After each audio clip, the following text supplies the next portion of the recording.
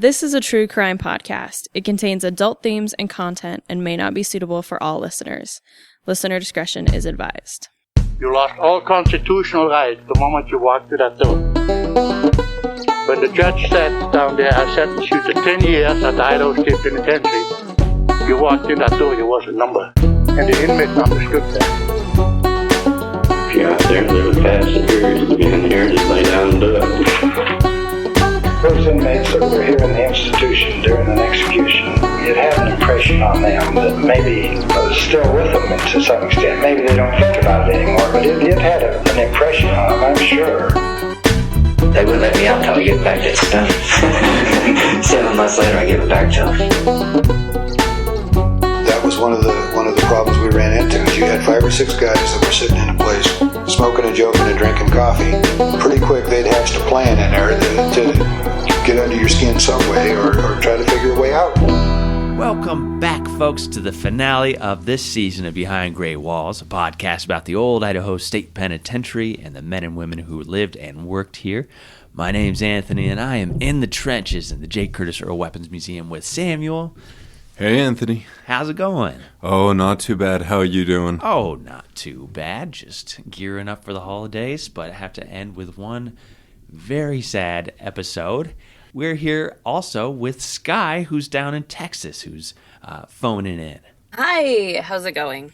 Good. What's going on, Skye? How's the weather down there? Today, actually, it is kind of a really weird anomaly. It's supposed to be a high of like 70 something, but it has been in the high 50s, mid 60s. So it's been a really nice October-ish December around here. Oh. How are things at home in the cold and the mountains? Pretty wet and rainy. It's very nice. I love it. I love this. And a little bit dreary skies. The leaves are all down and all the yard work is taken care of finally. Just waiting for some snow. Oh, hopefully we have a little bit of a white Christmas, or at least snow around Christmas time, because I will be home for that. I'll be in the Tetons, so I'm guaranteed a white Christmas. Ooh, yes, you are. Where in the Tetons are you going to be? So I'm going to be spending the first half of the holiday in Madison, and then I'll spend the second half of the holiday in Victor. And Victor is a snow globe. It is like what you see on holiday cards, just big pine trees covered in snow, just absolutely gorgeous. 2 years ago, for the holidays, I got snowed in there, and we got trapped an extra week, and I had to call and get people to cover all my tours and stuff. I'm hoping that doesn't happen. Mostly, I'm a little bit hoping. Well, that sounds very fun. Holidays are coming. They're very fun. Yeah. Let's I can't even find a way to transition because the holidays and the episode that we have prepared are fundamentally opposed to each other. Well, I know both of these stories are going to be very dark today, but that being said, I have been really anticipating this episode as a fan of the show for years now. This is undeniably a hard story, but one I've been curious about since day one working at the pen. Which one? Which story? Whose story, Sam? Ed Rice. Your story I'm a little more afraid of, if I'm being honest, Skye. Yeah. So sad. Ed Rice, I have a dark curiosity about. Yours, I'm a little afraid for. Yeah. We're not crying, just in case anybody hears us sobbing. Gosh, I genuinely might cry during it. I cannot guarantee it. Like, that I will be holding it together. Oh. All right, well, why don't we get started then, Skye? Okay. I will start us off. And again, we just had a very nice dialogue about how dark this episode is going to be. I do want to preface my story, and I will preface it several different times because this is actually, I think, one of the worst crimes, especially among the women, and it is against a child. You might be interested, maybe I talk a little bit about Melba. If you want to know about Melba, you could definitely listen up to the point that I talk about her crime, but if you want to skip the description of her crime and what happens after, I totally do not blame you. So, with that said, today we are talking about number 7035, Ethelyn Irene Peterson. My sources today are her inmate file from, of course, the Idaho State Archives, newspaper.com records, ancestry.com records, cityofmelba.org, Melba Valley Historical Society at melbahistoricalsociety.com, an article titled How One Group is Preserving Idaho History by Mapping Melba's Petroglyphs by Samantha Wright on Boise State Public Radio News, the Old City of Melba website archived on the Wayback Machine, which is an article titled 10,000 Years of Human History at Celebration Park, Melba ID by Henry Allen from Northwest Travel and Life, and then just some brief facts, number facts from the Wikipedia articles on Melba and the Archaic period in North America. So, Ethelyn Irene Peterson was born Ethelyn Irene Burnham, I think. This name is mentioned on her find-a-grave, but I couldn't find any other evidence of this last name. She was born on November 11th, 1913 in St. Paul, Minnesota. We know that her mother was Clella Evelyn Warner, but there is no mention of a father. I couldn't find a marriage record for Clella prior to Evelyn's birth, and there is no father list. It was not a birth certificate that I found, but it was mentioned in other sources. So in the 1910 census, which is just about 2.5-3 years before Evelyn was born, Clella was just 14 years old. So she was 17, 18 when Ethelyn was born. So with her giving birth at such a young age, there is the possibility that perhaps Ethelyn was a result of like a love affair or a boyfriend or something like that didn't result in marriage. But again, I don't have proof one way or the other. So we know her mother, don't know anything about her father. At some point, probably around the time Ethelyn was 3, Clella married a man named Claude Russell. In 1916, Ethelyn's half-brother Robert was born. In 1918, her another half-brother, Leonard, was born. And in 1919, a half-sister, Mary, was born. So now she has 3 siblings, and she's the oldest by about 3 years. In 1920, the family were living in Dakota City, Nebraska, where her stepfather worked for the railroad. By 1930, they had moved to Dewey, Oklahoma, where Claude was working as a farmer. So this is clearly a very working-class, blue-collar family. I don't have a lot of information about her childhood. She only went to school until about the 8th grade because her stepfather didn't want her to go to high school. And when she was 17, 18 years old, she left her childhood home, her parents' home, ostensibly. On her intake form, it said that her child opportunities were poor, but this is all the more details we have on her life growing up. So when she left home, she married Claude Dooley Currier in late 1931 or early 1932. Couldn't find a marriage certificate to confirm the date. And then her son Landa was born in September 1932. According to the 1940 census, in 1935, the family had lived in Pampa, Texas, but 5 years later, in 1940, they were living in Brooks, Oregon. In July of 1940, her daughter Priscilla was born. Around 1942, the family had moved to Twin Falls, and Claude, her husband, which obviously is not to be confused with Claude, her stepfather, had taken up a job as a truck driver there in Twin. Sadly, on September 18th, 1943, Claude died after being in the hospital for a week. His death record says, I think it says because doctor's handwriting, I believe it was encephalitis, which is swelling of the brain, and prolonged paralysis. And so that would make it seem like it was an accident of some kind. On one of her intake forms, it did state that she had previous major injuries from a bus accident. It didn't say anything else about that incident, and I couldn't find anything in the newspapers about it. So there is, of course, the possibility that those two accidents are related, or I should say the accident and Claude's death, but all the information I could find was that he had been in the hospital for a week prior to his death. So, at just 30 years old, Evelyn becomes a widow with 2 young kids, 11 and 3, and I think that situation, understandably starts to stress her out. After her incarceration, in fact, Ethelyn said that Claude's death was, quote, the beginning of my trouble, end quote. His death was so shocking and difficult for Ethelyn to comprehend that her doctor advised that she take several weeks to do nothing but rest. But with her young kids, she couldn't just drop her responsibilities, so she had to keep going without taking any major rest. She goes on for about 2 years as a single mom, and on October 30th, 1945, she married Philip Wayne Peterson in Jerome County, Idaho. Philip Peterson was born to Frank and Gertrude Peterson in Fort Stockton, Texas, which is about 300 miles northwest-ish of San Antonio in the western part of the state. He was the fourth of 9 kids. Interestingly, all of his sisters had names that started with V, so there was Vera, Violet, Vivian, Valta, and Vada. A lot of V's. The last one, Vada, it might have also been Vita. That's a lot of V's. Interestingly, none of the boys' names shared any first letters. So there was Philip, Frank, Stanley, and Robert. Which is so weird.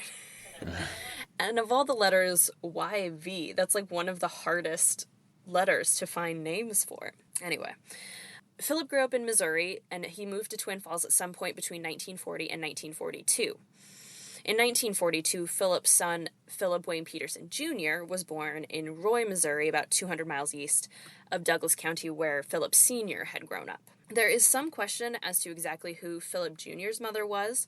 I found one document that stated his mother's name was Goldie Jenkins, but this is the only document that mentioned her name. On Ancestry, there is a Goldie Jenkins from Douglas County who would have been about 17 or 18 in 1942, but I don't have enough evidence to say that this is for sure her.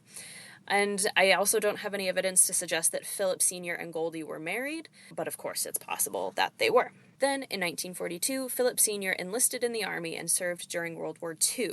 He was discharged in October 1945, and 10 days after his discharge, he married Ethelyn Irene Peterson, and they started their life as a family, I should say, in Melba, Idaho. So according to Ethelyn, her son Landa really struggled to get along with Philip Sr. and Philip Jr., and so there was a lot of discord in the house. And so after they move in together and all of this fighting is happening, she says, quote, "My health became much worse. My mind was never at rest. I was under a doctor's care, so numbed and paralyzed I was unable to do things I should. I consulted my husband and my mother. Both seemed to think I was taking it too seriously," end quote. And I think because Landa is having trouble getting along with the family, Ethelyn asked her sister Mary to take Landa into her home, and Landa was about 13 years old at this point. And on December 22nd, 1945, Mary wrote Ethelyn a letter saying, quote, "I hate to write such a letter as this, but I think you ought to know the truth. We can't do anything with Landa," end quote. So she goes on to explain that he's skipping school and he's causing a lot of trouble and havoc within the family. So she tells a story of how at one point he starts to complain about pains in his legs, and they took him to the doctor, and the doctors ran all of these tests to try to figure out what was wrong with him. They couldn't figure it out, and later he admitted he made the pain up just to get out of school. At another point, he turned the clocks back, turned them all back to the point that Mary's husband almost lost his job because he was late for work. Another thing she said is that Mary had bought him a nice suit, but, quote, "He just makes fun of it, so I am going to take it back," end quote. And then Mary also included a letter that Landa wrote to Ethelyn himself. So this letter reads, quote, "Dear Mom, well, Xmas holidays are here again, and I out of school till January the 2nd. We drawed names down at school, and I got a book. Also, I got a dart game. Don't send any more things right away, but don't let the kids tear things up. I might be home sooner than you think. Whenever you write a letter, don't say anything about the Petersons. All of them stink. And if you ever change Priscilla's name, when I get home, I'll clean up on a bunch of people, and I'm not a kiddin' either. I don't care if old man Peterson does carry and stuff. When I get there, I going to fix him where he can't," and that's underlined. And that's the end of the letter. So clearly, not all is well in Ethelyn's life with her kids and with her husband. Now, Ethelyn's file also contains something I have never seen in any other file. It is a letter written by Ethelyn prior to her crime that is in no way connected. It doesn't mention anything about the crime. It's literally just a letter that she wrote to a friend. It's kind of amazing to have a letter like this that just talks about what she's doing every day and the way that she's feeling and her insecurities. And this is just months before her crime. So this is a letter she wrote from Melba on June 21st, 1946. I think then it is written to her friend named Isla Hill. We learn from a letter from Ethelyn's mother, written soon after Ethelyn's arrest, that Isla Hill was a childhood friend of Ethelyn's who, quote, "was more of an older sister than a friend during the years of depression when she and her first husband had hard times together," end quote. So the letter says, quote, "Dear Isla, Hell, it's most like living at Twin Falls. I never see or hear anything of you anymore. How are all of you, and what are you doing now? We are pretty well. I took another nervous spell a few days ago. I'm having quite a time trying to conquer myself. I went to the doctor again yesterday. He thought I was sure improving in looks, but said my blood count is still low. It is 64. He gave me another 100 iron capsules. He didn't seem to want me to continue with the nerve medicine. No doubt it could be habit forming, don't you suppose? Guess I'll start canning some of these days. The apricots will soon be ready. I have beets ready also. My peas got full of worms, and they were so pretty. Our tomatoes are loaded, some good-sized tomatoes, too. We sure have a pretty garden. Tiny cucumbers, too, also peppers and dill. We are eating carrots. They are so sweet and tender now. We pulled our first batch of radish and are eating on our second ones and must plant some more. Our evenings are so short we never get everything done anymore. Got a card from Lando, said he was having a swell time, so I guess he's happy. But it will be sad someday when he wakes up and finds he can't make a living like that. I don't do much of anything anymore, but it's not because I'm having a swell time. I quit trying to sew and haven't had all my ironing done in ages. I hoed corn 6 days. Outside of being stiff and sore, it's the most relaxation I've had since Phil and I married. I'll never be any good as a wife and mother anymore. I know that much for sure. Last Saturday was Phil's birthday. I made him a cake and put candles on it. He said he couldn't remember our having a birthday cake before. It surprised him, as he never mentioned it, and neither did I. I must fix some cornbread for supper. We'll write more later. Haven't heard a word from Peterson since we were at Twin Falls. Guess they all soured. Mama, hubby, and Leonard were leaving for Idaho last Saturday to hunt a location somewhere by Lewiston. I haven't heard a word since they left, so I'm sort of looking for them one of these days. Susie is at her folks, said they were starting back about the 8th, and she'd see us then, so I expect they'll spend the weekend. And this is all just like social stuff, but again, it gets at how much is going on with her. Yeah, and I love that lens of just like an average everyday, kind of working the fields and going out hunting. Yeah. And this is just Idaho, Melba in the 40s. Yeah, like, exactly. And we'll get more. So she goes on and she says, Isla, if you get a chance to get me a can of pineapple, I'll do something for you. Something mysteriously happened to mine that I was saving while I lived over there, and I never get in on the scarce items anymore, as I'm a stranger here. We did get a new tire the other day, though. I told Philip he wasn't having any luck. I was going to work on some garage man sympathy, and so I did, and I got a tire. And so here we see that even though this is in 46, this is just post-war, and so there's still things like pineapple and new tires are expensive and they're difficult to get. So again, just interesting. So a couple more paragraphs. So she says, the wind sure is blowing now, but I've enjoyed the cooler weather. I can't stand the heat anymore. It was cool all the while I hoed corn. The doctor sure looked funny when I told him I hoed corn. I hunted all over Nampa for Priscilla's Sunday shoes and for school later. All I could find was a pair of chubby brown Oxfords. I think they're ugly. She thinks they are grand.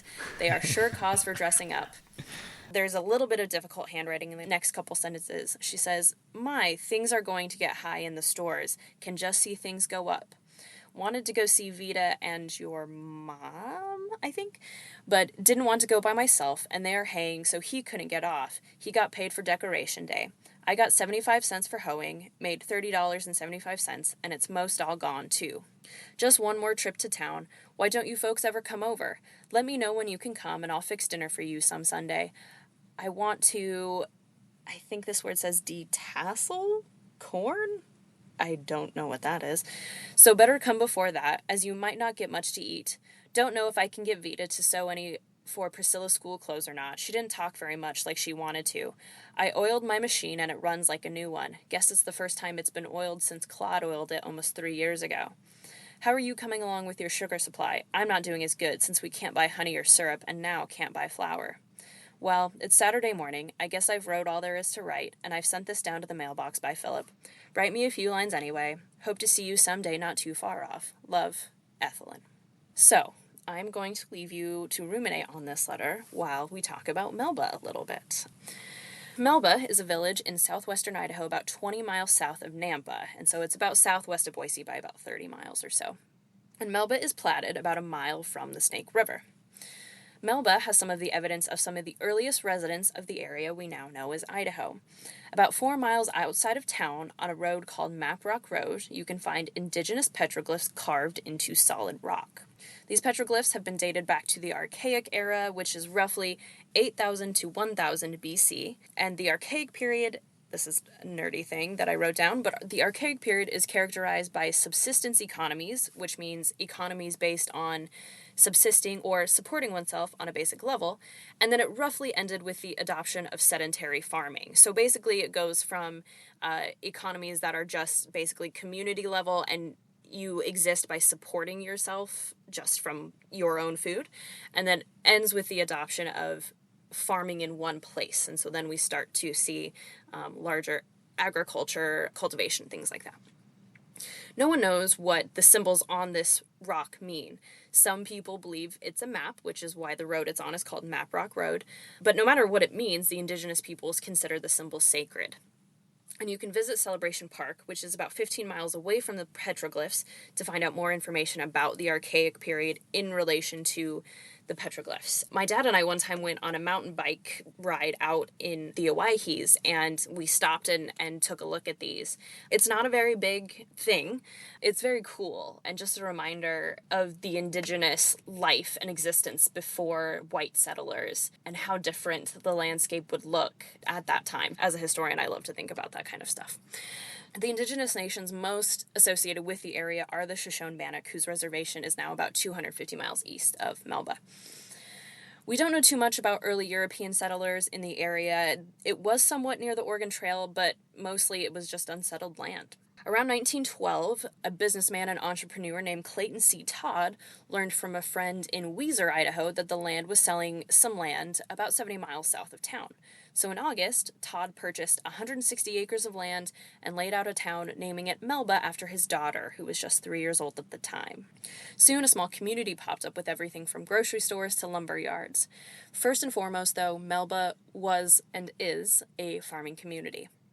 Just after World War I, it gained a reputation for raising high-quality seed corn. Others around raised carrot seed, onion seed, and alfalfa seed. And so because of this area gains the nickname the Seed Heart of America. I had no idea. In 1949, Melba was severely affected by the polio and infantile paralysis epidemic. So the community banded together and held a polio auction in January 1950, raising $2,000 for polio research, which is $25,000 in 2023. This was so successful that the community continued to hold auctions in the coming years. According to the old Melba website, they held the auction every year since 1950, and by 2016, the auction, now called the Melba Community Auction, raised $30,000 every year. Obviously, this is no longer for polio, but for children's organizations like Little League and the Boys and Girls Club, and it also contributes to medical research organizations like for cancer and heart disease, obviously like they once did for polio. That's really cool that still continues. Like, I have not heard about that, but anybody in the area, support that, or if you need help, I think that'd be a great organization to look out for. For sure.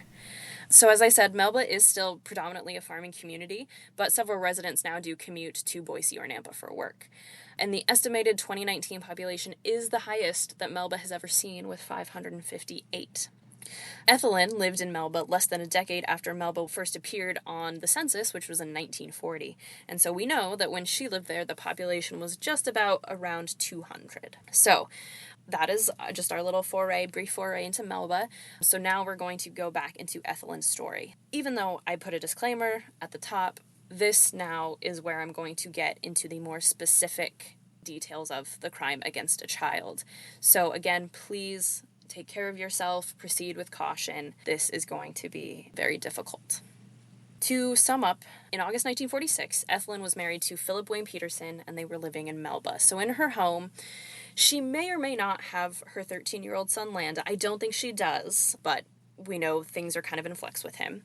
Her 6-year-old daughter, Priscilla, and she also has her 3-year-old stepson, Philip Wayne Peterson Jr. And we know from the letter, we know from some things she said after her crime, she has said on several different occasions she is suffering from some what feels like pretty major mental health episodes, perhaps at this time. So this is the story that I have put together based on several different sources, including her own statements, newspaper articles from the Post-Register, the Spokesman Review, and the Idaho Statesman. So in the days leading up to what happens, Ethelyn had been battling Philip Jr. with wetting the bed. Now, I myself am not a parent, but I have friends who are, and this process does seem super frustrating. for, I think, the parent and for the child. But of course, this in no way, no matter how frustrating it is, it does not excuse what happens next. So on September 12th, 1946, Philip Jr. got up from his nap and had, unfortunately, wet the bed. Ethelyn, clearly frustrated, wanted to punish him. She said at one point, quote, "I was just going to correct him. I was just going to stick with him," end quote.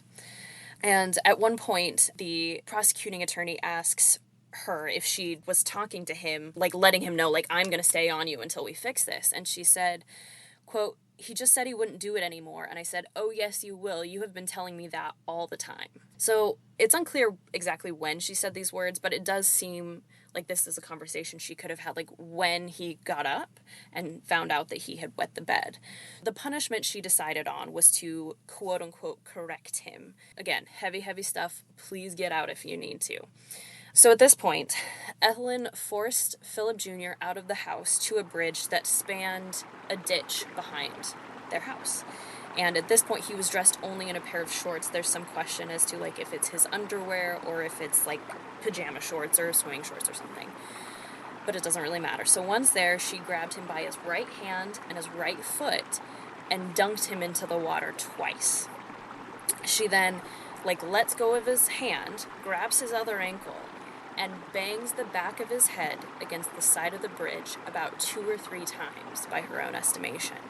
And during all of this, while she's saying this, she claims that she doesn't really remember much about the event. She would say things like, "I couldn't say but," or "the best I can remember is," or "I don't think I did but." And so when she says things like 2 or 3 times, this is where she says, like, "I don't know, but I think it was this." So then she has him by his ankles. She then grabs his left ankle and his left hand and dunks him in the water from the other side of the bridge. And then she lets go of him and drops him into the ditch. Thankfully, the water is not very deep. Here is the official transcript from one of her interviews she did with V.K. Jepson, who's the Cannon County prosecuting attorney, and this explains what happens next. "The best I can remember, he was sitting, and I told him to get up." When you let loose, he was sitting? Yes, right by the bridge there. And he crawled out? He more or less walked out. You helped him out? Yes, I took him by the arm, and I told him to get for the house, and I gave him a kick. Where did you kick him? On the bottom, and he went down. After he went down, did you kick him some more? I don't know. If I kicked him any more, I don't know. I don't know if I kicked him or pushed him when he got up and fell to the gate. You might have kicked him and caused the bruises over the body where he went down the first time? Yes, I might have. I was just going the limit, it seemed like. Well, that would probably be the only way you could explain the body bruises. Unless he had some of them before. He might have had some of them before? I know he had bruises on his leg. You mean down below the knees, those little narrow stripes? Yes. And the others probably came from kicking? It could have been. I just let loose, that's all. And when he got up that time? He staggered off, and I went to screaming. So the story we get here is that Philip Jr. stands up out of the water, tries to keep walking, and she either kicks him or pushes him into the post of the gate, into their yard, after which he kind of falls, like, next to the gate. So from this point, he pulls himself up and, quote-unquote, as she said, goes crooked. So he starts staggering and then falls after about 4 or 5 steps. And she claimed, quote, "When he staggered, the awfulest feeling crept on me," end quote.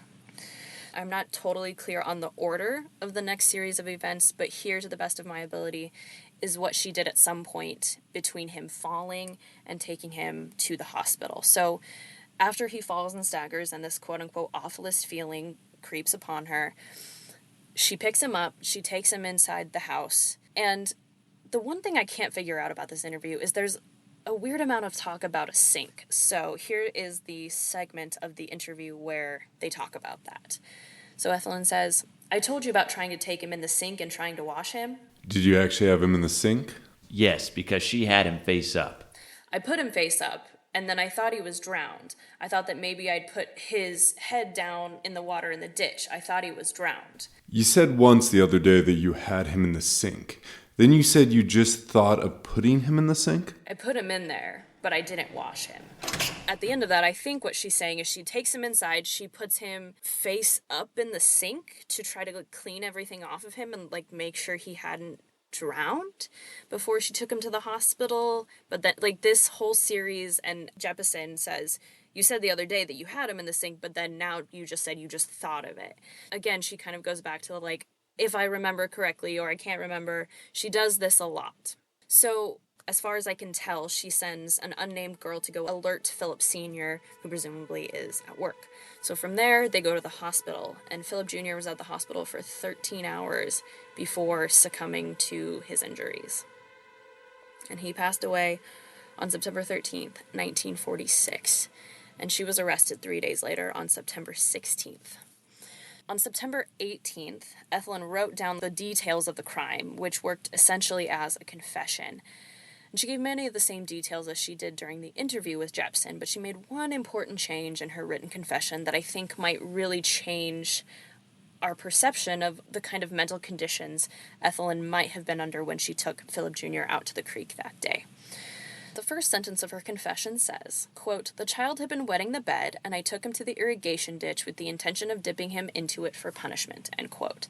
However, she crossed out wetting the bed, and over it wrote masturbating.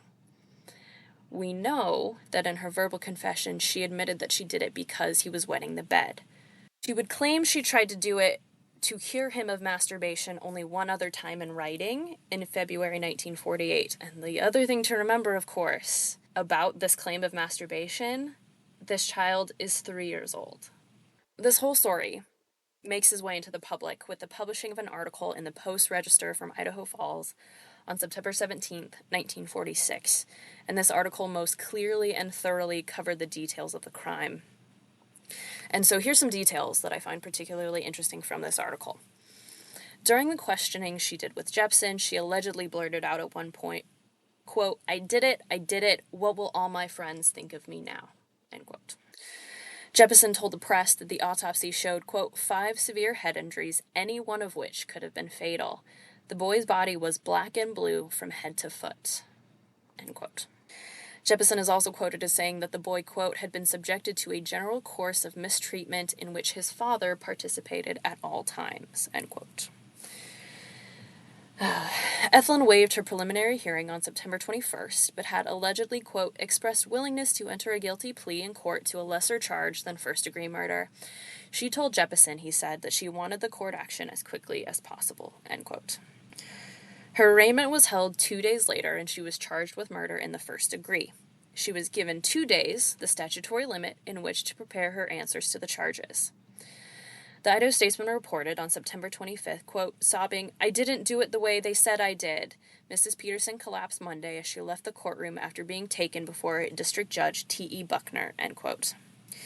In the answer to the charges, she said, with a catch in her throat, I'm not guilty of deliberately taking that child's life, end quote. And her trial was set for November 18th. How are you guys feeling? Oh. Yeah. Yeah. Not good. This is like a 3-year-old. It's so heartbreaking, and any sort of childhood abuse is... And, I know so many people who struggled with bedwetting much later than that. I feel like bedwetting among a 3 years old is, pretty common. That's not that it's far so away common. from diapers. Yeah. It's so crazy. On October 2nd, the Ogden Standard-Examiner reported that the murder charges against Philip Sr. had been dropped, but he instead faced charges of neglect and cruelty to a minor child, and he was set to stand trial on October 18th. 2 days before Philip Sr. was supposed to stand trial, Jeppesen filed an amended information before the judge, withdrawing the first-degree murder charge against Ethelyn and charging her instead with second-degree murder. And so to this charge, she pleaded guilty.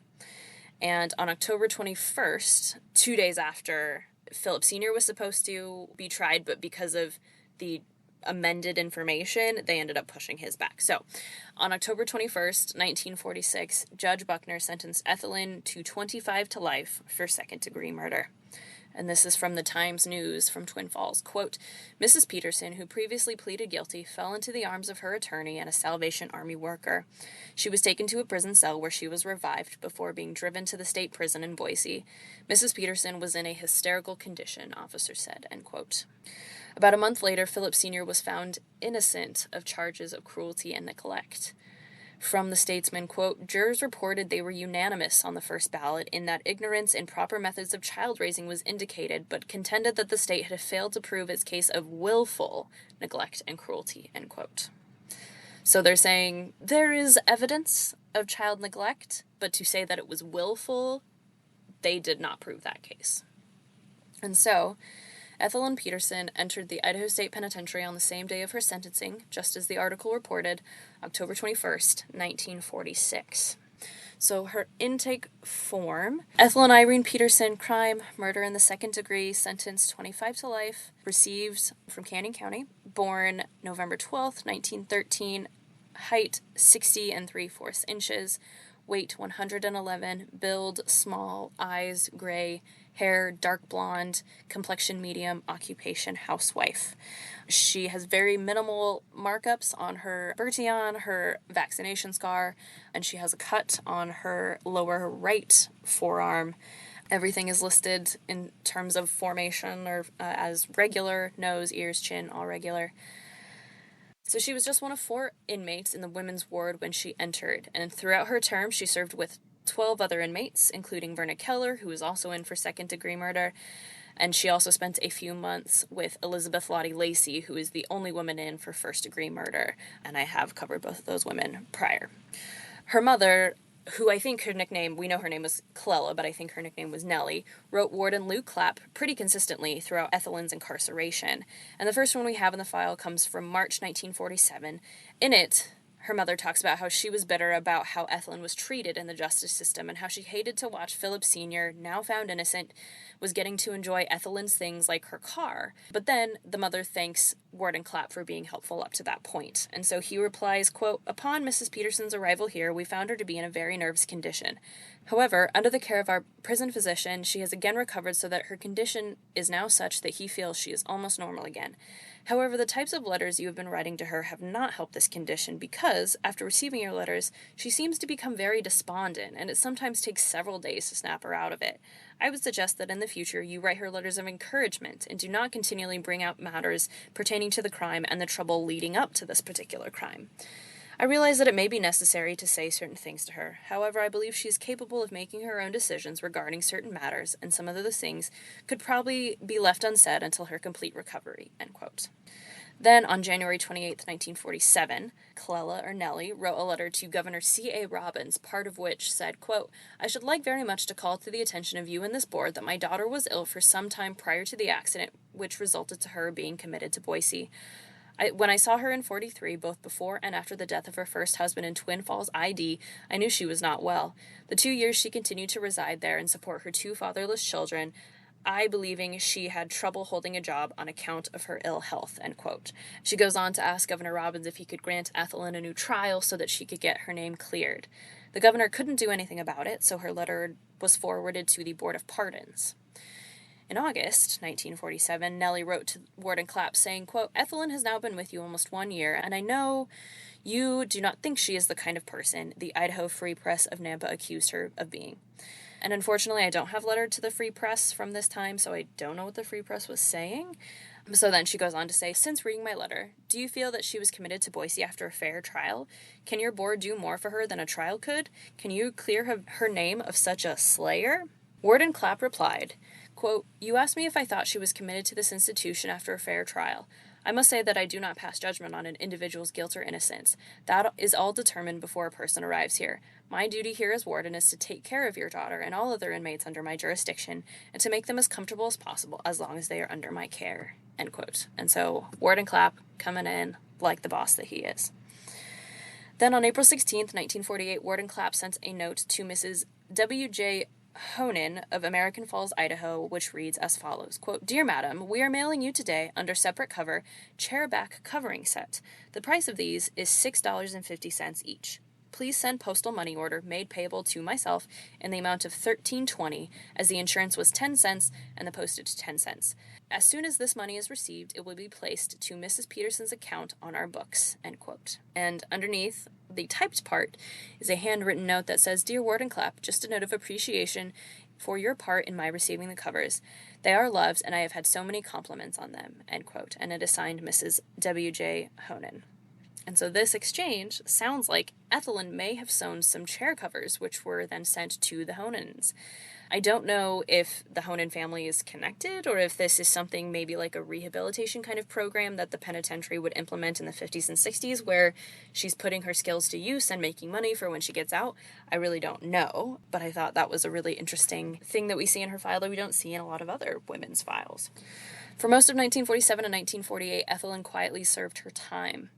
Through her lawyer, on October 14, 1948, Ethelyn made an application for discharge and release in the January 1949 Board of Corrections meeting. For this, the Camden County prosecuting attorney, quote, strongly opposed any consideration of clemency at this time, end quote. She was not discharged in this session, but the board did commute her sentence from 25 years to life to just 10 years. On May 5, 1949, State Senator Herman Welker, previously a lawyer from Payette, gave a voluntary statement to the parole board and was interviewed by Warden Clapp, Vice Chairman Robert Schofield, and Secretary H.P. Fales. Again, there's a lot of things in her case that I've never seen anywhere else. Everything that is in her file before, during, and after her incarceration, I've never seen a file quite like this. So Herman Welker goes on to say that he was not Ethelyn's lawyer in her case, but he had been retained to defend her husband, so he was familiar with her case. He ostensibly wanted to just give more evidence in her case, which may help her get out sooner. He said he was, quote, not a paid representative. I'm here voluntarily upon my own. I didn't accept 5 cents expense, end quote. He then says, quote, I interviewed Mrs. Peterson in the county jail no less than 8 times in Caldwell, and the times I interviewed her was brought about by the sole fact I never got a consistent statement from her as to what the facts were. She appeared to me that at that time as a confused mental case, end quote. He says that one day he was touring the penitentiary grounds with Warden Clapp and Senator Jensen, and Warden Clapp allowed Senator Welker to speak to her. And he says, quote, I asked her if she remembered me, and she said she didn't, and that added emphasis to the conclusion I have had all of the time that the time of the commission of the alleged offense and for weeks thereafter this applicant was in a serious confused mental state, end quote. In his opinion, Ethelyn should not have had to stand trial because, quote, the mental capacity of this woman was such that she was incapable of forming any intent to kill anyone, end quote. During the interview, Clapp asked if Senator Welker noticed any difference between when he interviewed Ethelyn when she was in the county jail and when he interviewed her a few years later in 1949. And he says, quote, I can answer that I was never so surprised in my life about her improved mental condition. Without making an examination, and I am not qualified to do that anyway, she doesn't look or act like the same person. Clapp asks, did she recognize you? And Welker says, no. Warden Clapp was also present, and I asked her if you remember me, Mrs. Peterson, and she answered me, no, I don't believe I've ever seen you before, and I'm sure she had no occasion to misrepresent. Robert Schofield says, would you move to have her put in an insane asylum than here? And Welker says, I only talked to her once since the plea of guilty. I believe that woman is cured. I don't believe she is insane now. I do believe she was at the time of this offense, but now not subject to commitment to a mental institution. Then a letter in her file comes from May 6, 1949. Quote, on April 12, 1949, I wrote to you asking that further consideration be given my application for pardon at the board's quarterly session to be held in July of this year. But because of the new information on my case given you yesterday by the testimony of Senator Welker and Payette, I hereby withdraw my application for pardon, and I ask that the State Board of Corrections, sitting as such, grant me a parole or release from the Idaho State Penitentiary in August 1949. End quote. So there are no other documents that fully spell out exactly what evidence she's talking about, other than the fact that the evidence he's giving is like she seems way better, but again, he's a senator and not a doctor, so if they're using that as evidence, I find that very curious. I also wonder if there might have been some kind of plea deal, or if they told her, like, listen, you're not going to get a pardon, but you might be able to get out earlier than you would if you asked for a parole instead. So, believe it or not, she was given a conditional parole on October 21st, 1949. And this is none too soon, because 4 months prior to her release, Mrs. Serena Bowl, who had Priscilla, who of course is Ethelyn's daughter, in her custody while Ethelyn was incarcerated, Mrs. Bull wrote Word and Clap asking for some advice, and she says, quote, "Maybe you already know why the welfare visited her and talked to her about us adopting her little girl. But I'm sure you folk there have some idea of what kind of a problem I'm facing having her little girl and having had her long enough that I am interested and much concerned about her future welfare," end quote. Ward and Clapp basically said that that was something she had to discuss with Ethelyn, that he himself would not have any stake in that kind of conversation. According to her parole summary sent in by her agent, Fred B. Davis, on January 21st, 1953, here's what he said she did over the next several years. When she was released from prison, she returned to Philip Peterson, and they moved into a trailer home on a tract of land across the Boise River south of Notice, Idaho. And Notice is in Canyon County, about 8 miles southwest of Parma. Her daughter was back in her custody, according to the 1950 census, and the Times News from Twin Falls reported that on February 7th, 1950, that Lando had enlisted in the Air Force and had been sent to Lackland Air Force Base in San Antonio, Texas. At some time in 1951, Ethelyn and Philip had another daughter, quote, which Ethelyn relates is a joy and comfort to her, end quote. Around 1952, the family moved back to Boise, paying $15 in rent. Now, let's play our favorite game to maybe lighten things up a little bit. How much do you guys think in 1952 $15 in rent was in 2 days? $200. Yeah, I'm going to go $125. You guys are actually kind of right in the middle. It's about $174. Can you guys imagine paying $174 for rent? Wouldn't be bad at all. Wow. I think I pay more on my utilities. Right. Yeah. Yeah, my than gas that. bill. Oh, man. The $15 in rent, Philip was working as a mechanic for Pumice Products Company for a salary of $1.10 an hour, working 54 hours a week. That comes out to $59.40 a week, or roughly $680 a month. So they make $680 and they pay $15 in rent. Pumice Products Company was a concrete and pumice stone company that led the state in pumice building materials. Interesting. In January 1953, Fred Davis reported that Ethelyn and Philip were expecting yet another baby in June of that year.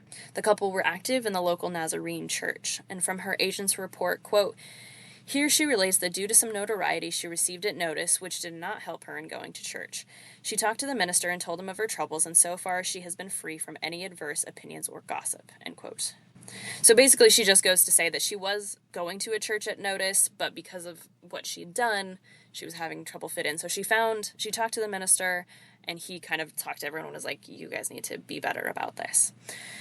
Finally, quote, "Ethelyn relates that she is in good health, knows how to care for herself and keep from getting nervous, etc. She does not drive a car, as she has found that brings her to a nervous tension. Mrs. Peterson is worthy of your consideration and is recommended to receive her final discharge," end quote. So she was given her final release from parole 5 days later on January 26, 1953. So her total time in prison was just 3 years, and then she was on parole for another 4 years. That seems like nothing for The crime. Yeah. Or, a 3-year-old boy, and she spends 3 years in prison. That's heartbreaking. Wow. It's rough. It's rough. Such a short sentence. Mm-hmm. Especially when her original sentence was 25 to life. You think, she would spend a third of 25 years at least. I don't know. Yeah. It did get bumped down, but I also wonder if so much of her case truly did revolve around her mental state at the time, which, again, absolutely does not excuse what she did. But I think enough people seem to say she is a completely different person now than she was when she came in. That's a positive sign. Yeah.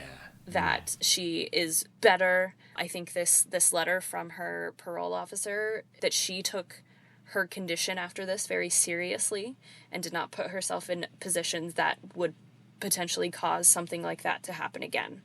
So after this, I don't find any major records of Ethelyn, but according to her obituary, she moved to Portland in the 1960s. She remained in Portland for the rest of her life. She was, quote, "a homemaker and active member of the Nazarene Church who worked in support of its missions," end quote. She remained married to Philip for the rest of her life. He died in 2005. She died about 4 years later on January 4th, 2009. And she is buried next to Philip in the Willamette National Cemetery in Portland. According to her obituary, she was survived by 16 grandchildren, 21 great-grandchildren, and 7 great-great-grandchildren. One last note I want to make is that if any members of her family happen to hear this, please know that any inaccuracies are not intended to be malicious or an attempt to be malicious at all. I really respect Ethelyn's journey, especially after her release.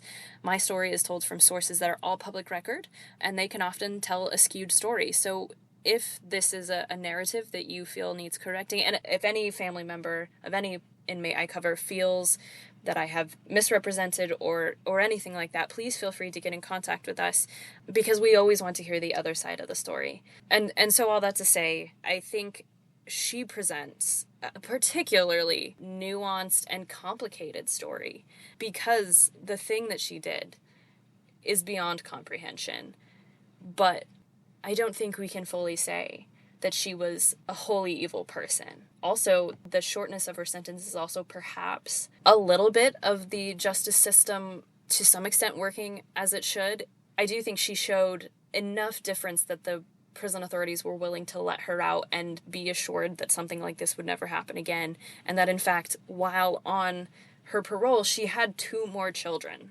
This is not a clean-cut, easy story, and in fact, I would argue so many of the stories that we cover aren't. Yeah, as somebody who's not a parent, I can only imagine the stress of working like in a farm and raising a child who maybe there's more to their relationship that isn't relayed. I think it was just kind of what they say, that momentary lapse of sanity. She was just so upset of dealing with this bedwetting and having to clean the sheets again. And they probably didn't have a washing machine. She's having to hand do it every time. Yeah. And I bet it takes a couple scrubbings to get the odor out. And again, it's frustrating enough to just potty train your kid. It seems hard. And with all of the stress, it just builds up. Man, it's just so heartbreaking to find this story. But, that there is that redemption at the end of this. And that, I didn't actually know that aspect of her story. She was just kind of marked as the child murderer in my brain before you kind of shared the rest of that. So I really do like that, she did change her way and become a loving mother and built a family after her sentence. Yeah. What a difficult story, Skye. Thank you. Yes, thank you for hanging in there with me. That middle section where you talk about the details is just I think I cried a time or two trying to put it together. I do think she was genuinely I really don't remember it, but I think maybe this happened. And so it could come off as self-preservation. And I think there's a possibility it could be, but I also think there's a possibility that she just kind of went into this state that she couldn't control. Anyway, I think I could kind of talk about this case all day because it is so nuanced and so complicated and interesting. It's one of those many stories that they kind of contribute to the entire history of the women in the Idaho Penitentiary. Totally.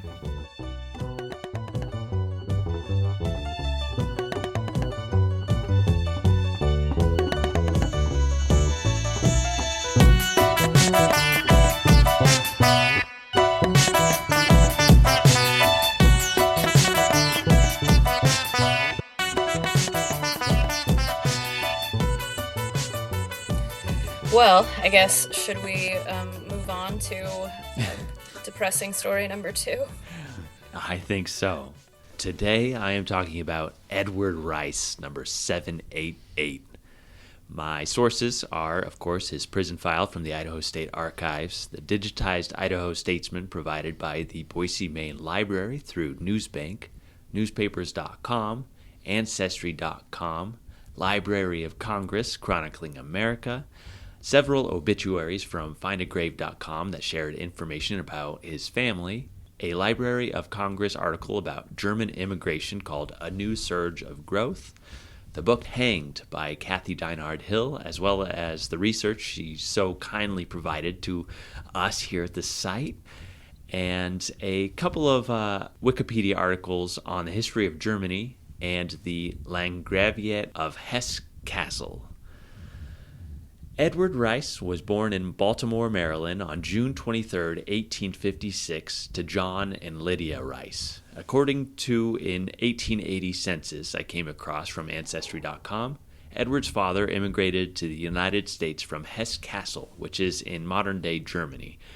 When Napoleon and the French army conquered the Prussians and Austrians, he created Westphalia and made Hesse-Kassel the capital of this new revolutionary enlightened government. This lasted from 1806 to 1813, when Napoleon was defeated. The region's political philosophy had transformed, and the German states developed a loose coalition. Uncertainty and inner turmoil led to an unstable region, and major uprisings in the late 1840s led to many Germans fleeing the country for the United States.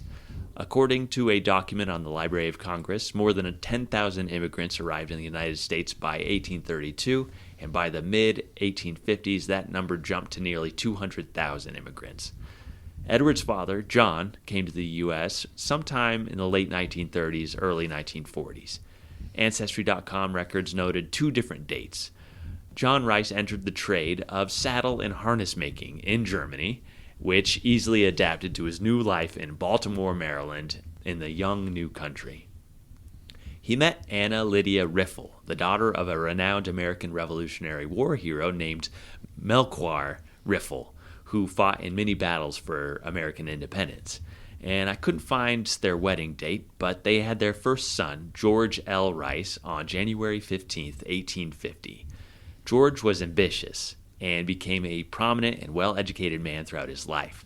He graduated from Washington University in 1872, began work as a professor, a school director, councilman for McSherrytown, Pennsylvania, coroner of Adams County, Pennsylvania, and ran for state legislator. He was the firstborn son and filled all parents' dreams of a smart, talented, successful progeny. It took me a long time to tie these ends together. In George L. Rice's obituary, he is listed as the only son born to John and Lydia.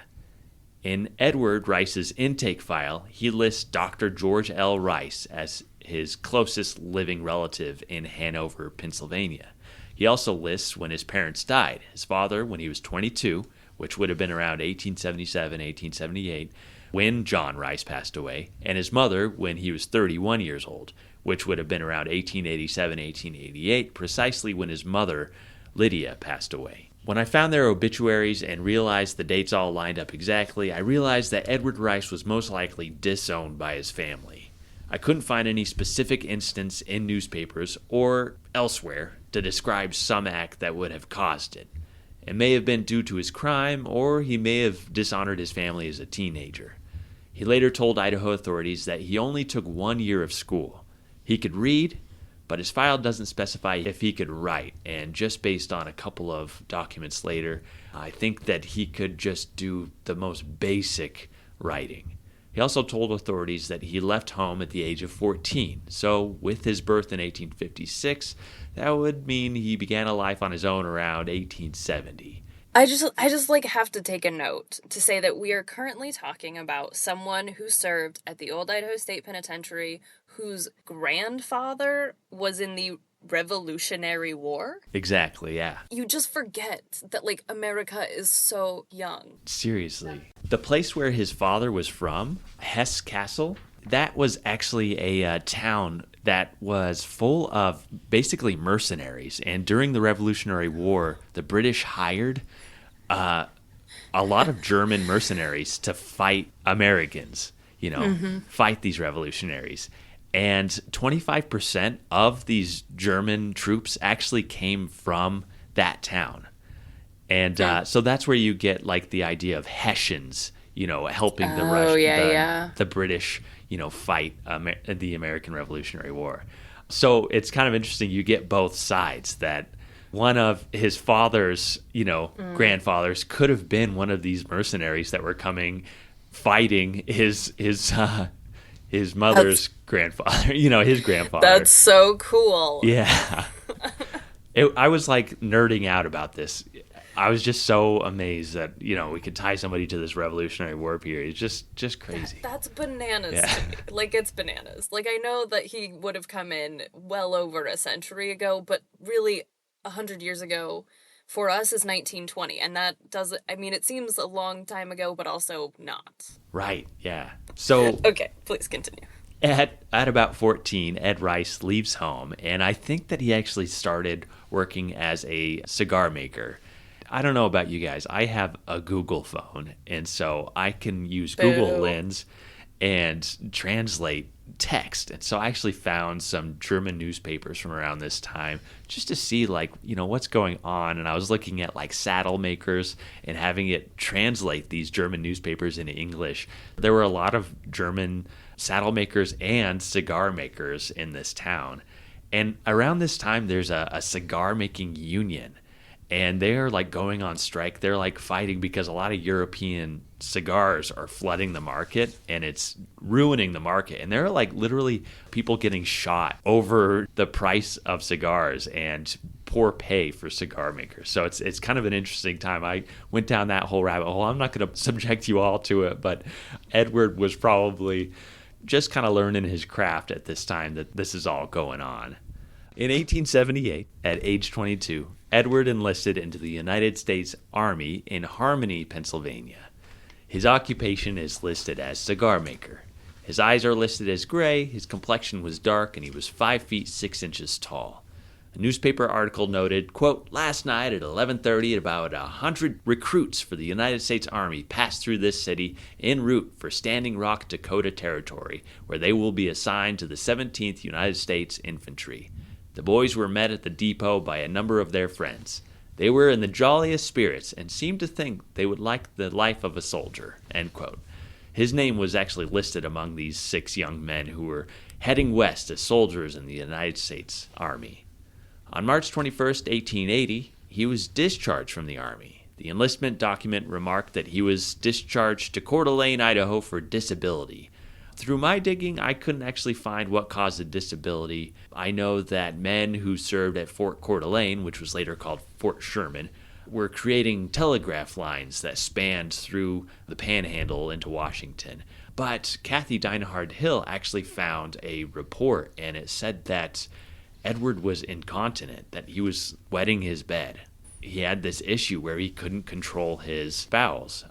Skye, I don't understand how we just keep making these weird connections. I know, we always do this. Yeah. Kathy found this document that reveals that this man like had this issue where he's literally he's like wetting the bed at night as an adult man in the Army. And so he is actually discharged from the military. It seems like he kind of still lives by these bases because on June 1st, 1883, Ed was playing poker at a bar at 4 Mile House called Billy Boyle's Saloon near Fort Missoula in Montana. At around 1 a.m., 2 soldiers got into a scuffle. A third soldier attempted to interfere and stop it. And it isn't stated if Ed was one of the men, you know, if he was one of the soldiers or what, but apparently he went back behind the bar and he pulled a pistol and he actually handed it to the bartender, a man named King. King laid the revolver across the table to aim it, and he was just going to scare the soldiers. That's what he told authorities later, but he ended up firing several times. Quote, "The ball was found to have passed through the heart and lodged in the backbone," end quote, of one of the soldiers. The soldier died instantly, and another bullet went astray and actually struck a civilian in the knee. It's one of those things. This is, 1880s in Montana. There are only a couple little blurbs that talk about it, but apparently Ed and King, the bartender, were implicated, but Edward was let off on this charge. King was charged with murder and sentenced to 15 years in the Montana Territorial Prison. From there, Edward moved on to Granite, Montana, where he met Amelia Josephine Larson, and the two married on June 26, 1890, in Granite. According to newspapers, quote, "Only the immediate friends of the bride and groom were present. Reverend Hugh Lamont officiated," end quote. The newspaper also described Edward as the proprietor of the Saddle Rock restaurant, which he must have purchased around this time. I actually found it being transferred between several people between like 1890 to 1894, it went between like 4 different hands. It was also described as the only restaurant in town. So it was pretty interesting. I had never known Edward to own land. For him to like settle down and somehow whatever job he's doing to have enough to purchase the only restaurant in town seems interesting, like a detail that I had never come across before. Edward and his wife Amelia had 2 children together. Their first daughter, Mabel, around 1892, and their second daughter, Phyllis, around 1894. They moved to Wallace, Idaho. Edward worked different jobs, even serving as a court bailiff for some time. Wallace, as we've discussed in several previous episodes, was a mining town full of vice, gambling, drinking, and, as we've discussed in previous seasons, prostitution. Edward may have struggled to raise a family in this outlaw town here.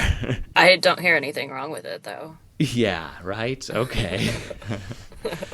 It seems that his struggles with gambling and potentially other vices came to affect his family because on June 12th, 1899, Amelia left Edward with her 2 daughters and moved to Spokane, Washington. She later stated that Edward was cruel and inhumane. By 1900, Ed was living by himself in Wallace, working as a bartender. He had no family to rein him in. Wait, so she took the girls? Or yeah, she took the girls. Yeah. Oh, okay, I misheard you. Okay. So I'm going to move on to October of 1900. Matthew Maley was an old bachelor who owned a cigar shop in Wallace, Idaho. One newspaper article described him as an Idaho pioneer, and he had lived in the community for 12 to 14 years and was well liked in town and seemed to follow a pretty regular routine with fellow shopkeepers. On October 1st, 1900, he was seen to enter the store about 6 a.m. with, quote, a tall, slim man about 6 o'clock, end quote, in the morning. According to one account from the Spokane Chronicle, quote, Maley was out nearly all night last night, but is said to have been usually a steady, sober man, end quote. It was unlike Matthew Maley to not be open and sweeping the front stoop. Around 8:30 a.m., James Lyman, who owned the tailor shop next door, attempted to enter the shop to purchase a cigar to start the day. The door was locked. He peeked through the window and thought he saw blood creeping from under the counter. He also thought he could see a man's foot near the counter. He alerted the authorities. City Marshal J.W. McGinnis arrived and peered in. His initial thought was that Matthew Maley had committed suicide. He broke the door to enter the business. The scene he crossed was grisly. Quote, there behind the counter was the body of the old man, his head crushed by an iron bar, his throat cut, stone dead, end quote. His skull was clearly crushed in 3 places with an 18-inch long by 2-inch wide iron bar, which sat next to the body, covered in blood and hair. The heavy-duty bar was a mining tool used to screen ore. Quote, over the head of the victim was thrown some underclothing, and when it was removed, there was found a pillowcase drawn tightly over the face, the ends being tucked under the head. When the pillowcase was removed, 2 handkerchiefs were found on the throat, under which was a gash 1.5 inches long, end quote. Oh man. Whew. Quote, an examination of the premises showed that the safe was locked, the money drawer undisturbed, and a watch was on the corpse, end quote. The only apparent item that was missing from the store was a key, which would have been used to lock the door when the assailant left. Soon after, though, they actually accessed the safe and discovered, according to his books, that about $980 was missing. Now, on October 1st, strangely, Ed Rice stumbled across some money, and around 6:20 a.m., he pulled into the Bank Saloon where he had roomed and asked Richard Foley, a bartender at the saloon, for a drink. So 6:20 a.m., he's asking for a drink. Richard said Ed took 5 or 6 nervous shots, and then Richard noticed that Ed's knees were wet and asked him if it was water or grease. And one document it even said that, did you lick your wife? Did you beat your wife? Is that something from her? Quote, Rice rubbed his hands over it and said it was water. An hour or 2 later, he came back wearing new pants, end quote. That morning, he stopped by the clothing shop of D.W. Michaels and purchased a new pair. Quote, Rice had changed them there, taken the old pants with him, but he also bought a new hat, leaving the old one until he should call for it, end quote. Ed left the store and took the pants to the bank saloon. That afternoon, with his newly acquired money, he went around town paying off his debts. Meanwhile, Sheriff Sutherland investigated every detail of Matthew Maley's body. He decided to take the handkerchief to the laundromat to have the clotted blood removed. Once clean, he noted a faint mark on the corner, the letters E.D. He asked the washer whose laundry it was. She said, Ed Baldy Rice. Sheriff Sutherland immediately arrested Edward. He had a small knife without a handle in his pocket that was confiscated by the officer. When he was taken back to the jail and his new pants were stripped, part of his underwear near the knees was bloody. So, they've got a bit on Edward here. Apparently in the town, though, everybody was up in arms at first. They didn't think that he could be capable of something like that. On October 11th, a grand jury brought a grand bill against Ed. His trial began on October 23rd, and many jurors were excused because they objected to convicting a man guilty of murder on circumstantial evidence. On October 26th, testimony was heard. This is where the motive comes out. The courthouse was full of spectators who heard from 11 men who took the stand and reported that Ed paid off his debts with cash and $20 gold pieces. He owed nearly a dozen people money, and suddenly, on October 1st, he had the money to pay them all off. The defense objected, saying that the state had no evidence to show that Matthew had the money on him before his death or that these were his gold coins or cash. The court overruled the objection, and the testimony held. Next, Dr. Stone, who performed the autopsy, identified a piece of Matthew's skull for the court to show how the iron bar was used to brutally smash his brain. He documented 7 total wounds to the head, face, and throat. Quote, in his opinion, the blows on the head were administered before the throat was cut, end quote. The clothing clerk, D.W. Michaels, whom Edward purchased a new outfit from that day, identified the pants with the blood stain found in the bank saloon. Sheriff Sutherland made a break in the case when he searched the bank saloon where Edward slept. While scouring the apartment, he found the pants, quote, shoved down a hole between the ceiling and weatherboarding where a hole was cut once to extinguish a fire. The pants show a little blood about the knees, but have been recently washed. In the pocket was a small bit of a knife handle, which fits exactly into the knife which was on Rice when he was arrested, end quote.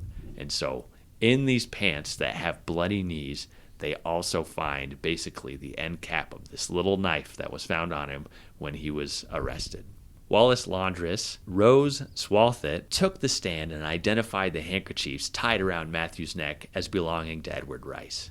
The next day, the defense fought long and hard to prevent Matthew Maley's record books from being admitted into court. The prosecution won out and, quote, according to the cash book, the amount of cash in the safe when it was opened after the murder was nearly $1,000 less than it should have been.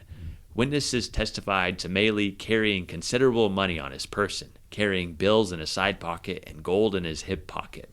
The cashier of the First National Bank testified that about once a month, shortly after payday, Maley would come with checks. It has been the custom of the bank to pay out gold exclusively unless money of other kinds was asked for, the usual payment of considerable amounts being paid in $20 gold pieces, end quote. The jury took 10 minutes to come to a sentence.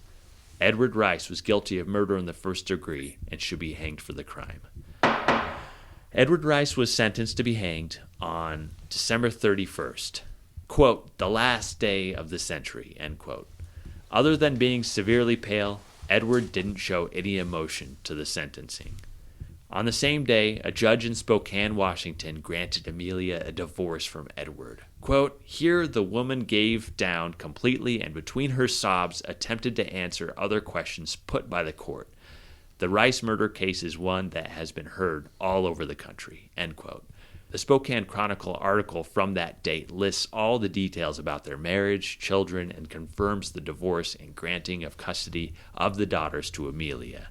Quote, the defendant, without cause or provocation, cruelly abused and ill-treated the plaintiff and failed and neglected and refused to make any provisions for the support of the plaintiff and her minor children, end quote.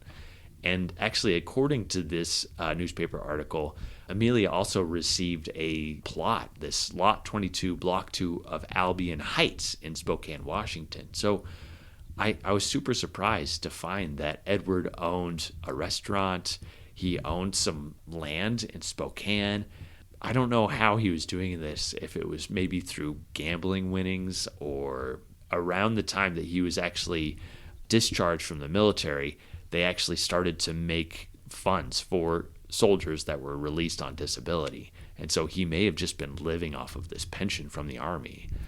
Regardless, Edward is brought to the prison. This is his intake. Edward Rice, number 788, received from Shoshone County on November 11th, 1900. Crime, murder in the first degree. Sentence, death. Age, 43 years old. Occupation, timber and warder. 5 feet 7 inches tall. He had a dark complexion, 183 pounds, dark and gray hair, light brown eyes, married and separated and has 2 children. His father died when he was 22 years old. His mother died when he was 31 years old. He left home at the age of 14. He was raised Catholic and had religious instruction and went to Sunday school, but wasn't a member of the church. He could read and attended school 1 year. He was a moderate drinker, and he smoked. He had no former imprisonment. His closest living relative was Dr. George L. Rice in Hanover, Pennsylvania. His teeth were in poor condition. He had a mustache. He wore a size 6 boot, and he had $2.60 in his pocket when he arrived.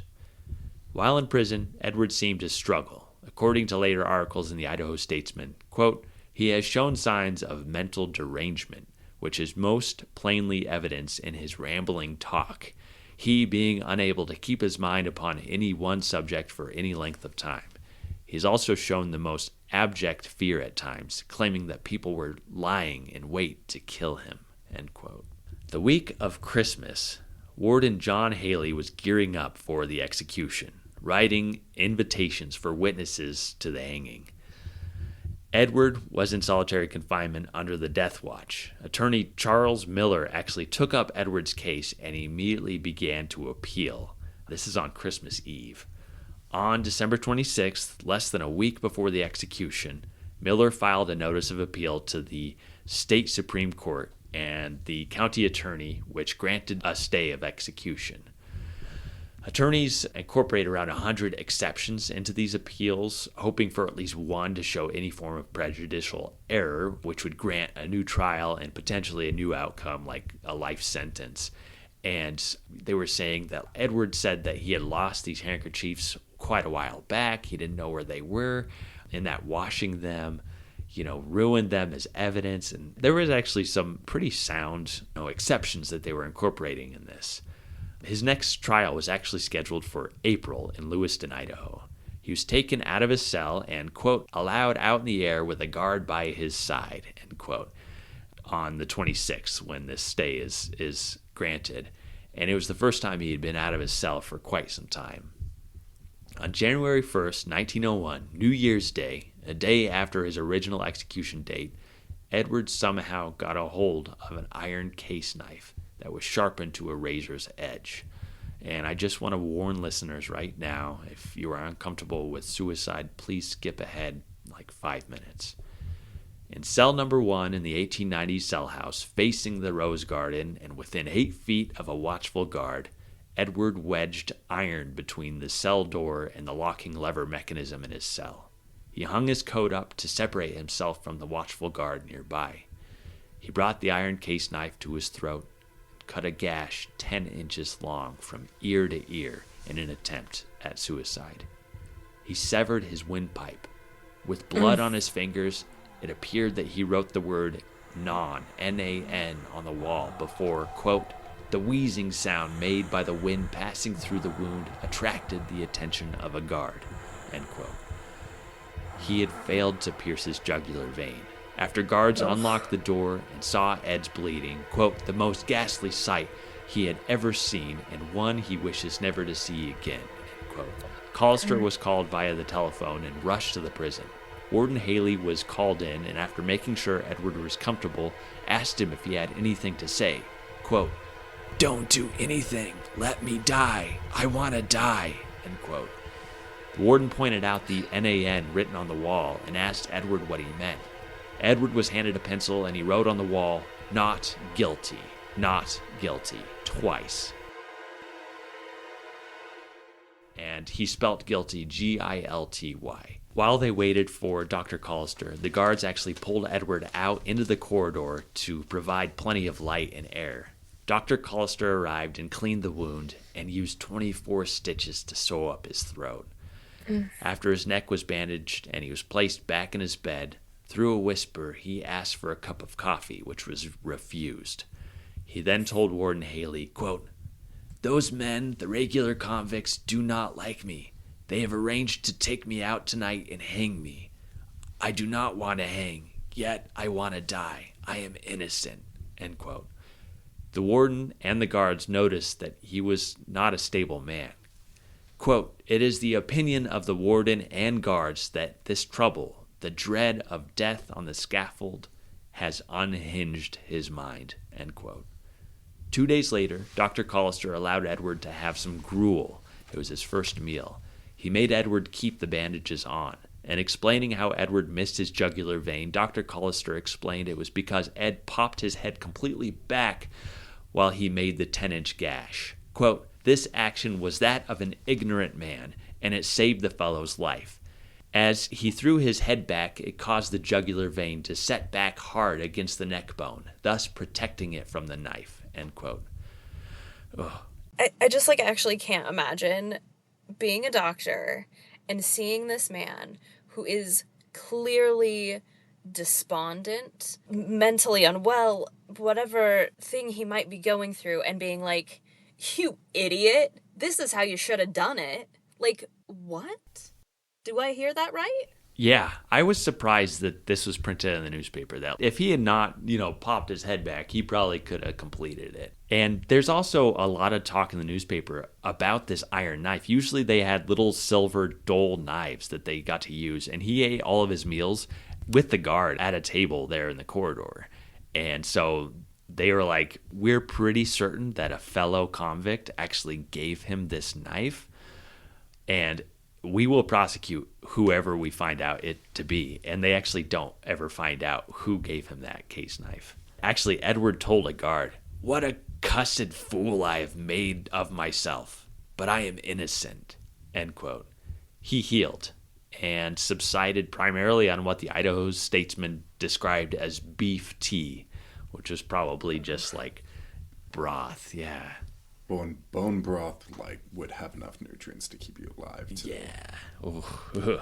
In May, Edward again began showing signs of severe paranoia that people were out to get him. This happened a couple of weeks before his May 27th hearing scheduled with the Supreme Court, so that date got pushed back from April.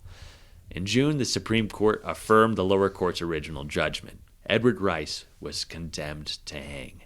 It is important to note that amid all of this, a new warden was actually appointed between the January 1st suicide attempt and the resentencing. Warden Haley was replaced by Warden Arney. Also, there are only 2 cell houses in existence at this time, just to place it for folks who visit the site: the Territorial Prison and the 1890 Cell House. And the prison population at this time was around 122 men. It's pretty full. It's near capacity.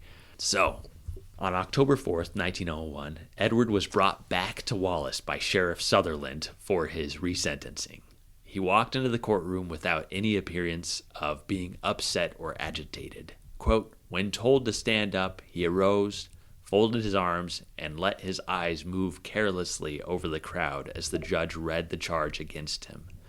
The judge read the sentence. Sometime between the hours of 8 and 2 o'clock on the 30th day of November, 1901, you shall be hanged by the neck till you are dead." End quote. So his new date was set November 30th, 1901.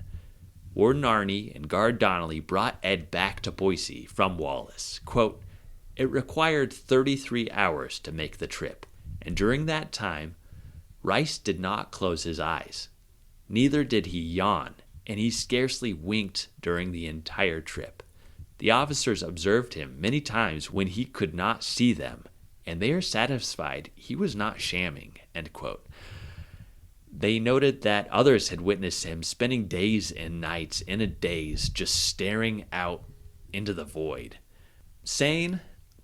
There's some questions there. So much so that William Borah had also crossed paths with Ed while working on a trial of Paul Conkrin and, quote, felt sufficiently interested in him to call to see him and was then convinced of the insanity of the prisoner, end quote. So while not Edward's attorney, William Borah actually felt that somebody should stand up for him and have his mental state examined.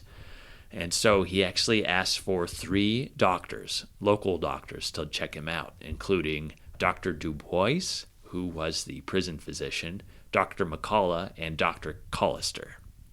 All 3 of them independently analyze Edward's condition. Dr. McCullough and Dr. Dubois were both convinced that Ed was insane. Dr. Collister wasn't so sure. He refused to sign the affidavit, feeling that Edward was in his right mind. The certificate was given to Governor Hunt with the signatures of Dubois and McCullough, and he called for a meeting of the Board of Pardons, including Warden Arney and Dr. Dubois.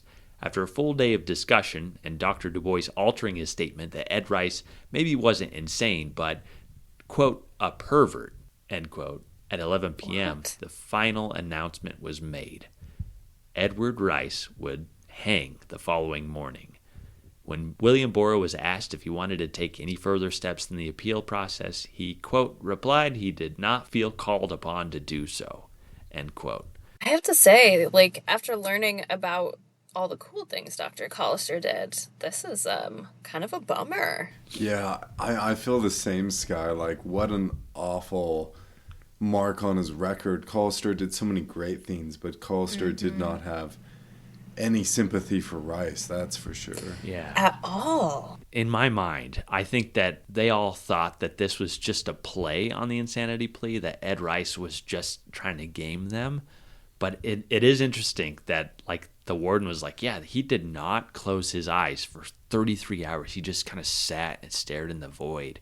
What was the comment that, like, okay, well, maybe he's not insane, but he's definitely a pervert? I don't know if pervert, if it means the same that we think of it today. Like, I think true. Like a perverted mind, like there's something off about him. Maybe he's not insane, but like if he is still having his incontinence issue, if he's like wetting his bed in a prison cell house. But like, what else would it be then?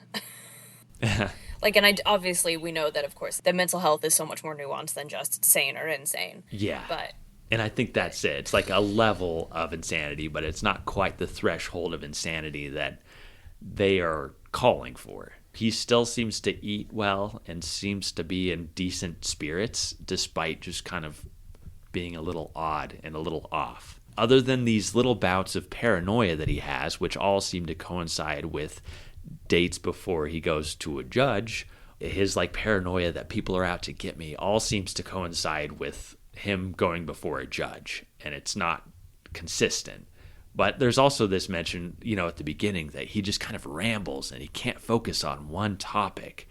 So there's something going on, and clearly, like, the pressure of being condemned to die would affect anybody. And if you're already a little bit off, I think it's going to really amplify whatever mental issues that you're going through. I think this would have been so hard. And I think William Borah, like, for him to even go to bat, to be like, hey, let's hold on. Let's just take a second. Let's look into this. It kind of shows the sway of Dr. Collister as well, that, his one nay versus these two doctors' yays to him being insane, like, outweighed and swayed the governor to be like, yeah, sorry, Dr. Collister's saying no. I'm going to have to agree with him, and we're going to still hang this guy. All right, so Warden Arney followed all regulations for executions. In 1899, the state actually decided to standardize executions because prior to that, they were actually all done on the county level. And the scaffold that was actually brought to the prison had been used in Silver City and in Ada County in the 1890s, just prior. This scaffold was actually brought to the state penitentiary where it would be utilized for the remainder of the executions at the site, erected here in the Rose Garden. 12 citizens from Ada County were actually notified that they had to be present to witness the execution, which is still common today. You still need witnesses to make sure that it's done humanely. Edward was actually allowed to invite 5 people as well. And I know today, just in visiting the current Idaho Department of Corrections execution chamber, there are 2 separated sides for the family of the victim to come and attend, and then for journalists and other witnesses that are required to come. So not super uncommon, but I thought it was interesting that Edward could invite folks.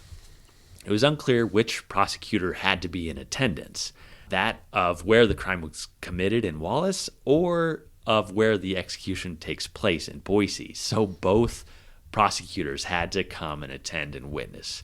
Quote, only a few invitations will be issued, it not being the invitation to have any crowd present, end quote. So Warden Arney definitely didn't want people to come and watch this. Beyond that, he further prevented it from turning into like a circus by enclosing the gallows with a white sheet of muslin to prevent anyone outside of those dozen or so men from viewing the hanging.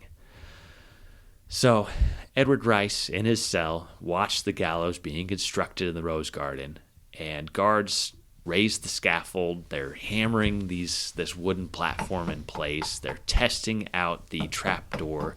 They're stretching and setting the sturdy 3/4 inch rope purchased from Portland. Edward slept well from about midnight to 4 a.m. He got up at 6 a.m., had a cup of coffee, and a plate of hotcakes. He was served his final meal, breakfast, shortly after. And it didn't specify what breakfast was that day, but we can imagine probably maybe eggs, some bacon, piece of toast. His prison clothes, most likely stripes, were swapped out for a nice black suit. On November 30th, 1901, at 8 a.m., Edward Rice was led to the gallows. He climbed the steps unaided and unfazed by his fate. Warden Arney read him the death warrant. He invited a Catholic priest, Father Vander Velden, who read from the Bible for about 5 minutes while Edward listened intently. The priest put a crucifix to Edward's lips. The priest then asked him if he had anything to say. Quote, I have much to talk about, but there's lots of time, Father. And there are actually different quotes that I found in different newspapers. One said, I am afraid of no harm. I don't think you are doing right to put me out of this world. There is lots of time. And the father actually said, oh no, there is no time. The death warrant has been read, end quote. Once the scripture was over, Edward's collar was removed, and he was bound with ropes around his knees and around his waist and his elbows. A black cap was placed over Edward's face. Warden Arney asked the guards on the gallows if they were ready.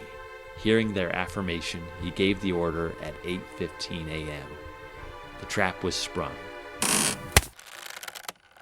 Edward dropped 5 feet 5 inches to the end of the rope.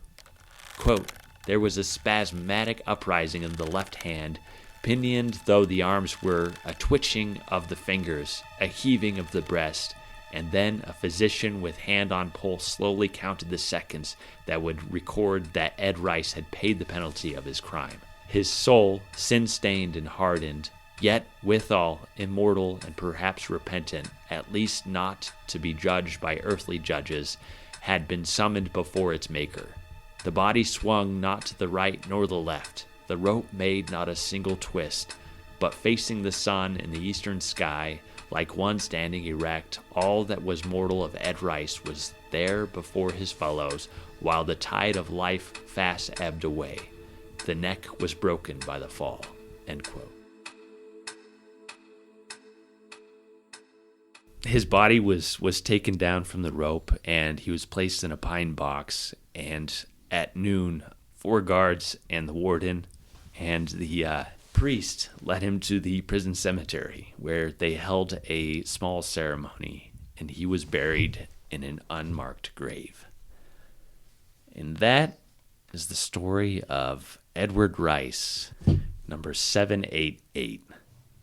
Anthony, I'm not trying to cry on a Friday afternoon, my guy. Good. Oh, man, it's just... Oh, man, I've been wanting to cover it on the podcast, and it's the first state-sanctioned execution here at the site. Prior to that, Tom Biago, which we will cover in a future season, happened in the Idaho Territory here at the Territorial Prison, but it's the first state-sanctioned one in 1901. Well, maybe we should end on something happy, maybe over the season. What's been your favorite thing this season, or even broadly, what has been your what's been making you happy recently? Let's not end this season and this year on such a sad note. Even though this semester has been very busy for me and the podcast has, extended that workload, I just am so grateful to be able to do it still, and that even though we're busy, that the passion that you and I clearly both have, crying, and taking these stories so much to heart. It's, Anthony, what the heck? This is your fault. I'm so sorry. Just how grateful I am for you guys, and gosh, how fun is it that we get to do this, and how I think meaningful. I think we're doing meaningful work, and maybe that's too self-aggrandizing and contributing too much, but I don't know. I just think all of these stories deserve to be told, and that's why I wanted to do it. And so I think we covered a lot of really interesting and significant stories. I think that's so great. And I didn't mean to cry because I was I'm not crying because I'm sad. I'm crying because I'm happy. Oh, Skye. But no, yeah, it's been a good year, Yeah. Season-wise, my life-wise. 30's been a good decade already, That's great. So, I'm just grateful. I'm just grateful for everything. Okay, someone say something happy so I stop crying. When working with the new tour guides, I've often told them a tour should encompass a little bit of everything. A tour should not just be dark, but it should have funny moments, it should have sad moments, it should have intense moments, it should have everything. Because I feel you wouldn't think a penitentiary to be so perfectly representative of all aspects of humanity, but you can find all aspects of humanity here in the prison. And yeah, there are some truly horrible, dark things associated with this place or took place in this place. But at the other side, you see stories of redemption and hope, and the work is so meaningful. And I like you, Skye, I'm grateful to be working with such a great team here, with both of you.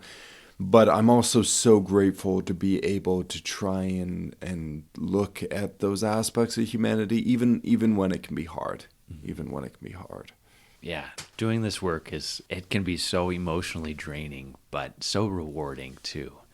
And this year has been amazing, getting settled into my new position. And I'm so happy to have staff that are so dedicated and work so hard. And I just want to congratulate Samuel. Samuel came in as a fan of the show, and he learned to research and do all this tour. And this last season, he's helped tremendously in recording the episode and then the afterward, the editing aspect. And that's something that the relief I've had knowing that somebody who's so passionate about sharing these stories, it's I've had this baby with Skye. That's so weird to say, Skye. All right. This podcast with Skye.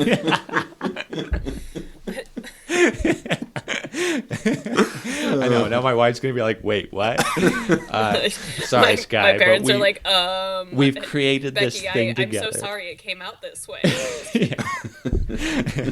Skye and I have created this thing together, and now I can, pass it on to Samuel to really take a lot of ownership and lead on. And it just makes me so happy that, that this can continue, and it's with the same passion, but now with more creativity, more focus than I could ever give it. So podcast wise, this has been so much fun, And I know that it's just going to get even better in future seasons. So, I love making this with you guys, and I love our listeners too. The comments on our Facebook group and our Instagram, like all of you are amazing, and it just, that's what keeps us going as well. We learned so much about the site, but to hear that people are listening, like that just makes my whole day. Yeah. It's crazy. Yeah. Thank you, Anthony. I appreciate that. But please, listeners, don't think that Anthony is stepping out of the podcast. That's I know, not what's going on. you did kind of make it seem that you were just like, I'm so happy to pass it on, and like you'll never hear from me again. And I was like, okay, there's just another contributor. No one's being replaced. Have been really grateful. I've learned so much about research and editing, and then there's been a bit of a learning curve, but I feel like with each season I'm getting better, and it's fun to come in on something that you've already have such an established fan base. One incredible achievement of the show and of Anthony and Skye both is this year they've reached 119,000 listens, which is pretty incredible for a state podcast. For a niche little funny little podcast. That's always what I tell people is like, it's so specific. Yeah. And I've been so thankful that it has done so well. And that is, of course, due to the listeners. Like, thank you, all of you. Well, and of course, we always appreciate input from listeners. We're actually going to be attaching a survey to this episode. Please let us know and be honest. If there are things you didn't like, things you did like, this helps us make sure we're reaching the standards that we know you as listeners deserve, and hopefully being able to tell history in both an accurate but also a fun way. Yeah, find the link in the description of this episode. Find it in our Facebook group page. Just take a survey. Tell us what you want to hear more of, and it'll just help us improve and grow, and with more staff dedicated to telling stories, we have a big opportunity to really get the things that you guys want to hear. So, well, with that, everybody, thank you so much. Happy holidays. I hope that this episode didn't ruin you like it ruined us. Listen, I'll make a plug for my girl Cher's Christmas album. It will cheer you right up, because that's absolutely what I'm gonna go listen to as soon as we stop recording. You know what? Will you send me a link I want to listen to? DJ, play a Christmas song. I will send it to you for sure. Oh my gosh. All right, everybody, do your own time. Do your own number. Take care, everybody. If you enjoyed Behind Gray Walls, please rate, review, and subscribe so others can find our podcast. If you're interested in more Old Idaho Penitentiary information and to see mugshots of the inmates featured in this episode, follow the Old Idaho Penitentiary on Instagram and Facebook. If you want to learn more about the Idaho State Historical Society and its other sites, follow ID State Historical Society on Instagram or visit history.idaho.gov. If you have a question or comment for the hosts, please email us at behindgraywalls@gmail.com.